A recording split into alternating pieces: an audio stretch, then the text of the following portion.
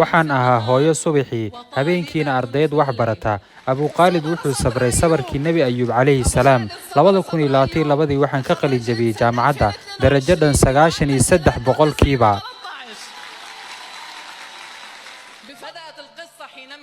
qisadayda waxay bilaabatay markii aan qaatay go'aan ah inaan barto dugsiga sare sabab sidee iyo goorma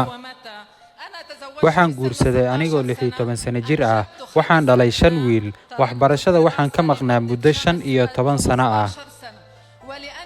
waxaan ahaa gabar waxbarashada aad u jecel waxaan ugu dambeys go'aansaday inaan dugsiga sare bilaabo waxa i soo wajahay 2 bilood iyo bar culays ah waxaana bilaabay manhaj aan waxba ka aqoon taasoo ii sii dheereed mas'uuliyadda reerkayga tii caruurtayda tii ninkayga sidoo kale waxa igu adkeed in aan ka soo baxo manhajkan waxbarashada ah maadaama aan ugu biiray si qarsoodi ah maxaan sameeyaa waan ooyay waxaan ahaa hooyo maalintii habeenkiina waxaan ahaa ardayad maalmuhu sidaa ayay ku sii socdeen iyadoo maalinba maalinta ka sii dambaysa ay ka sii qaraar badneed oo aanan macaan yar xataa arag waxaa la gaaray maalintii natiijada 6 saac ee ugu horeysay waxaan maqlay war ah inaanan ku baasin fasalka inkastoo magacayga uusan ka soo muuqan liiska ardayda baastay waxaa mar ii soo dhacay taleefanka waa habar yar Inaas waxay igu dhahday waad baastay aad ayaan u qayliyay khaylo farxad ah waxaana ku baasay natiijo ah 86 boqolkiiba mar kale waxaan salaam guddoonsiinayaa ninkayga Abu Khalid maxaa yeelay wuu sabray weligiisna ilama guursan naag kale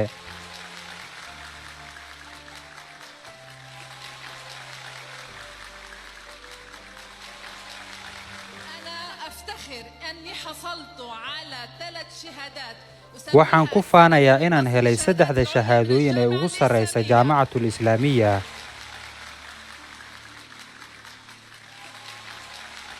bachelorka waxaan kaga baasay 93 boqolkiiba kadib xoogaa ayaan nastay 2015 sanadku markuu ahaa waxaan galay master degree waxaana kaga baasay 2018 92.5 boqolkiiba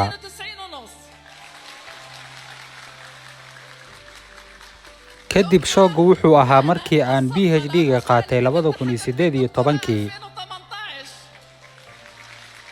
xaajigaygu wuxuu sabray sabarkii Nabi Ayub calayhi salaam waxaana ka qalin jabiyay jaamacadda 2022 darajadan 93 boqolkiiba haddii aad maqli jirteen nin walba guul gaara waxaa ka dambeysay gabar